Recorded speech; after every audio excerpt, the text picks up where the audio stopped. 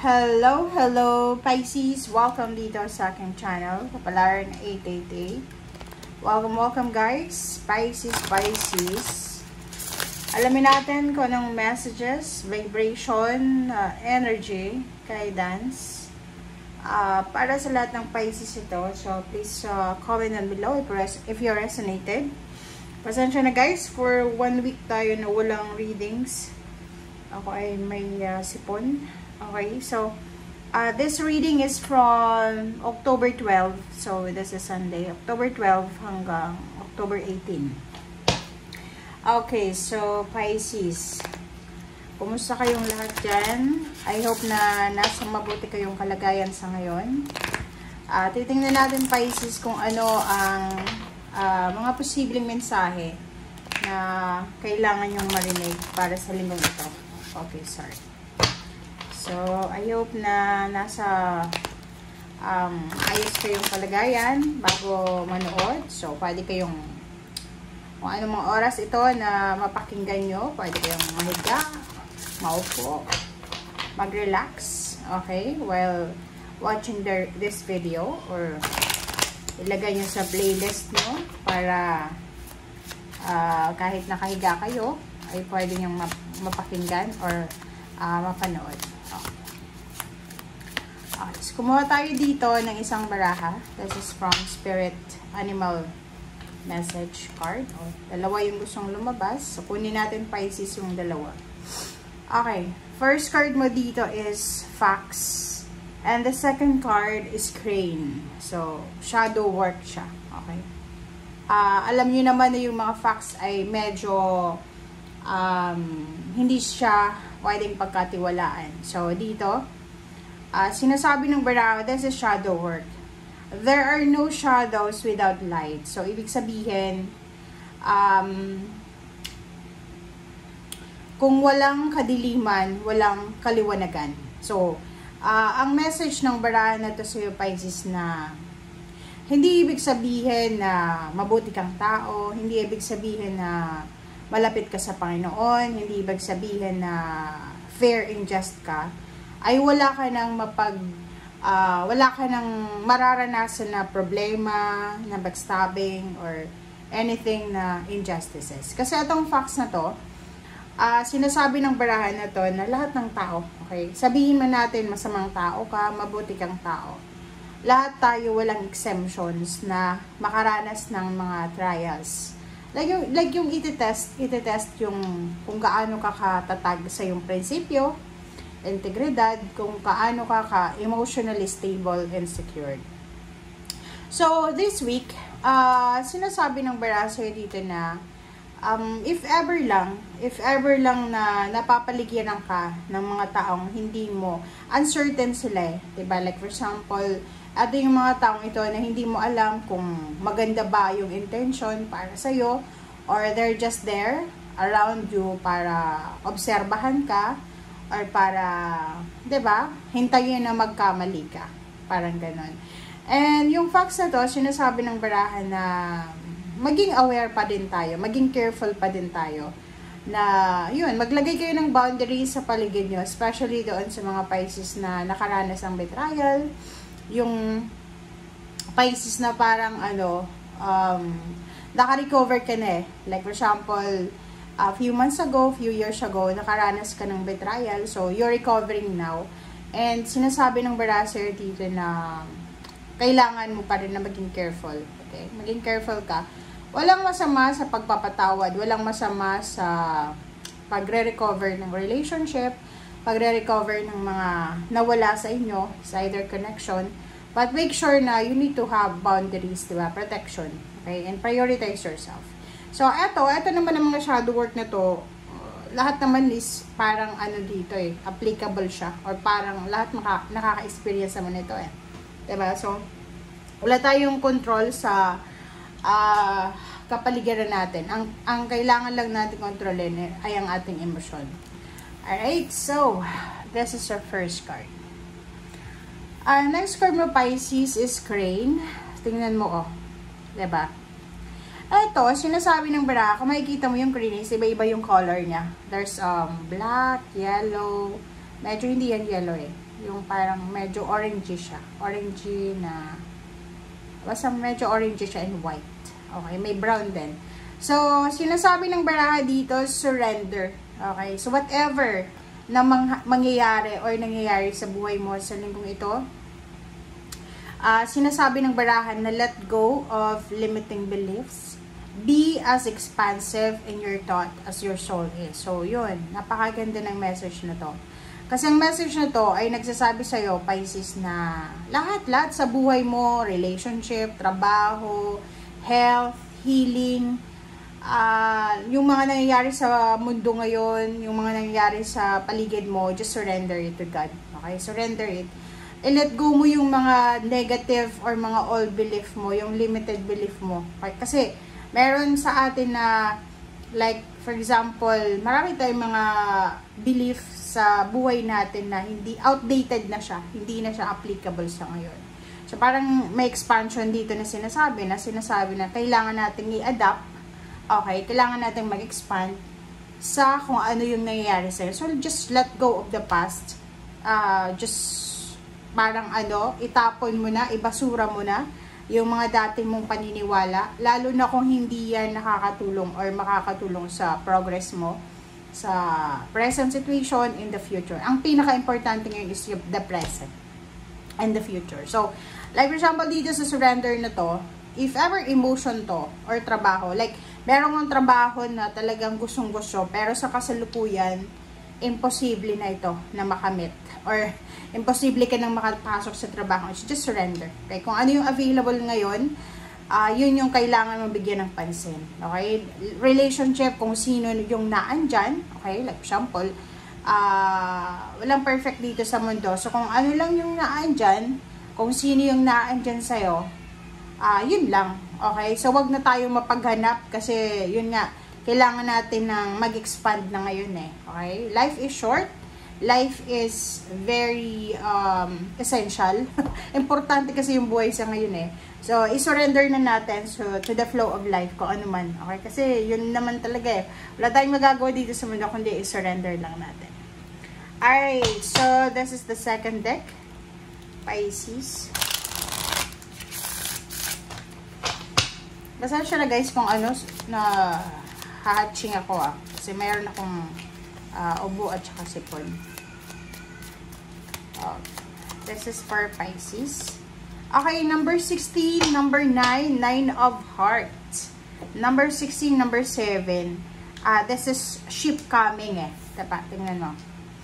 Kung sa natural or nasa normal deck to, it's 3 of wands siya. Okay, so kung ano man tong hinihintay mo, Pisces. Okay? So, sinasabi ng baraha sa'yo dito that the ship is the symbol of riches. Okay? So, ibig sabihin, meron ka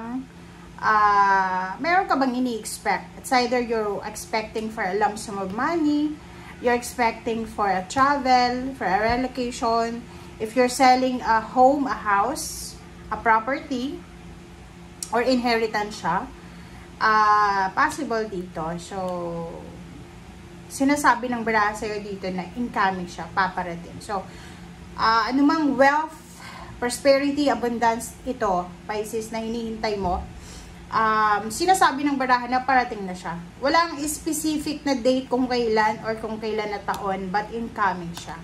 So, yun. Okay? I hope na nakikita nyo guys. Pasensya na kung medyo hindi maganda yung alignment natin. Okay, kumuha pa tayo dito ng isa kasi parang hindi masyadong maganda or hindi masyadong kompleto yung message mo. Number 11, this is manifestation. Facts din siya. So, dalawa yung facts mo, Pisces.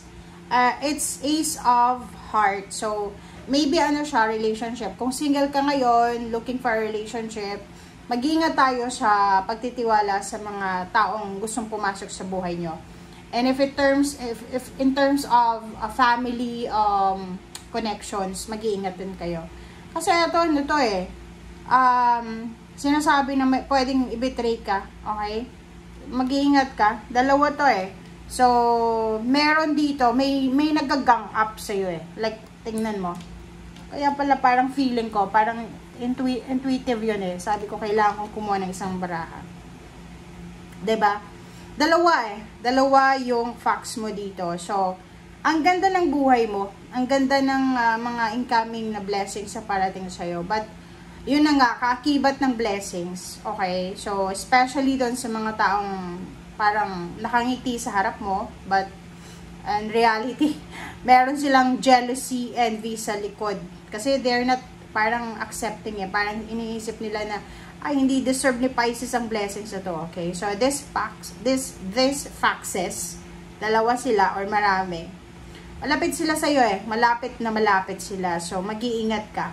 Be careful of trusting. Okay? Huwag masyadong huwag masyadong magtitiwala, especially sa pera, kung magkano yung hawak mong pera. Lalo na dito kasi parang nakikita ko, meron ditong mga Pisces na possible na nagbebenta ka ng bahay. So, meron kang inheritance or maybe yung asawa mo makakatanggap ng inheritance. It's a million siya. Like millions dito eh. Diba? So, may mga millions. Wait. Okay, so yun.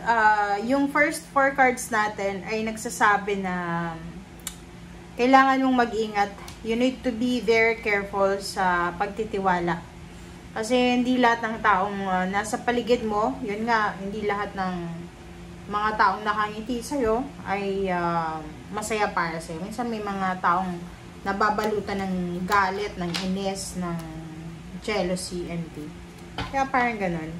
Okay, so, yun, Pisces, tingnan mo. Ang ganda ng barahan.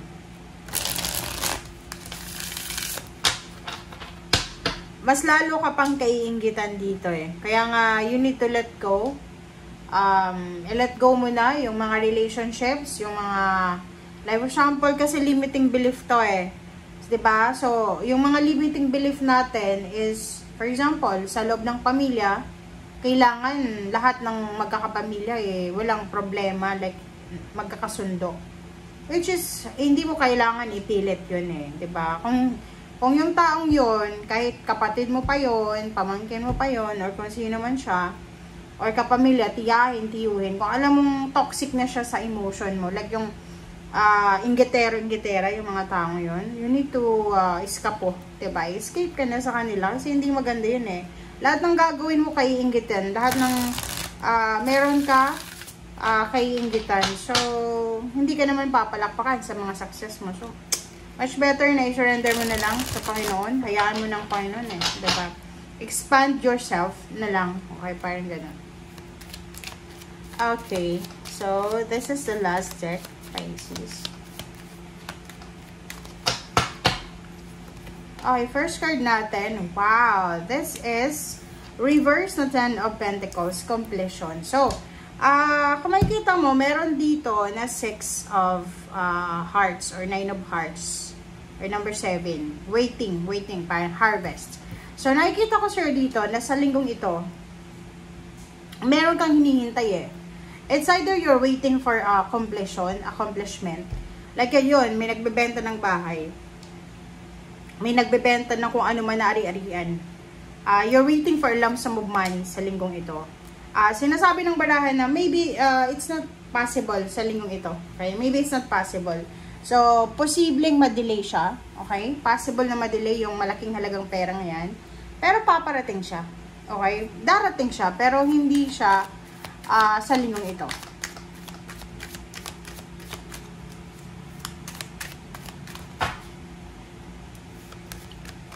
Alright. Oh, diba?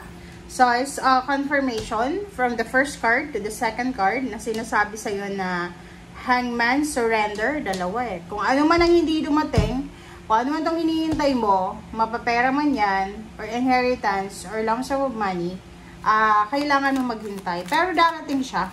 Kasi sigurado eh, kompleto na siya. So, maybe you're just waiting for the documents, paperwork. Malaking halagang pera yan. Maybe inheritance from your family, or family of your spouse, asawa, parang gano'n. Okay, reverse.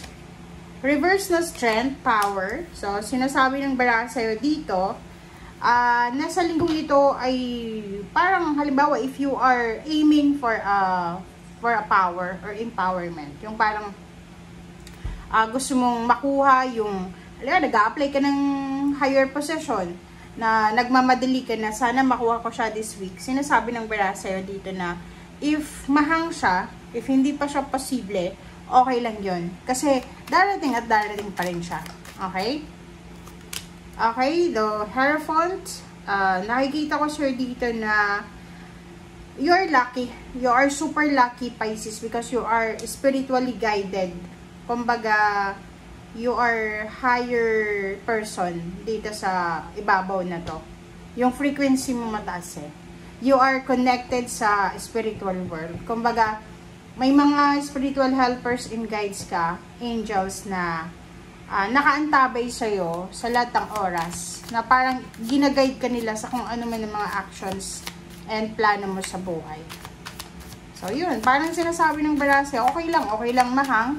Okay lang hindi matuloy, at least sigurado siya. Diba? Achievements. Wow. Ito yung pinaka-sure na sure sa linggong ito. Sa linggong ito, sinasabi ng Barasa yun na possible na merong achievements. Merong Pisces dito na pwedeng pauwi ng Pilipinas, pwede siyang papunta ng ibang bansa. Maybe you're relocating to other country. Or maybe, meron kang accomplishment or achievements talaga na makukuha starting sa linggong ito. Okay? Kung halimbawa, meron ditong pera na hinihintay ka or trabaho, like gusto mong mag-migrate sa Canada, tapos hindi yung visa mo hindi na release. And unexpected, nag-apply ka sa ibang country, doon ka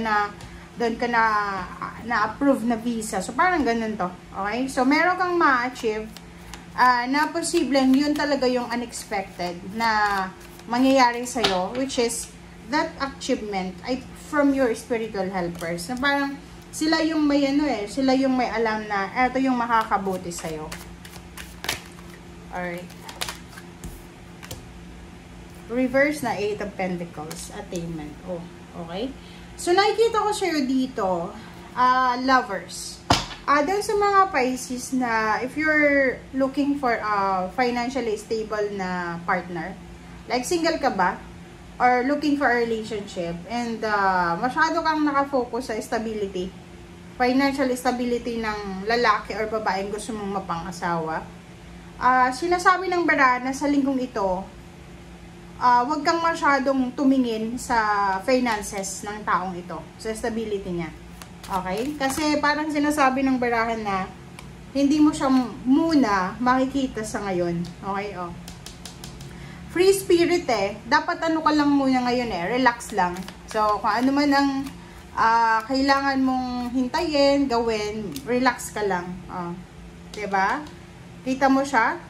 Sabi sa'yo dito, mag-relax ka. It's either naghihintay ka ng awards, rewards, ng lump sum of money, ng travel, ng date of kung ano man yan, na celebration, gusto mong magpakasal, gusto mong magkaroon ng engagement, magpatayo ng bahay, magpatayo ng business. Etong Knight of Wands, sinasabi ng barahan na huwag nating masyadong madaliin. Okay? Just surrender, let go, let God, and hayaan natin ang universe na siya yung gumalaw. Okay? Kasi nandito yung Hierophant you are supported you are protected ng iyong spiritual helper. So, if ever na gumawa ka ng desisyon dahil lang sa na-excite ka or nagmadali ka, pwede kang magkamali, pwede kang magsisi sa bandang huli. And Temperance, sa ilalim niya, diba? Queen of Wands. Kung gusto mo talaga ng financial freedom, diba? Sabi dito, sinasabi ng barahan na sa linggong ito, Pisces, you need to be patient. You need to be patient para sa mga pangarap mo sa buhay.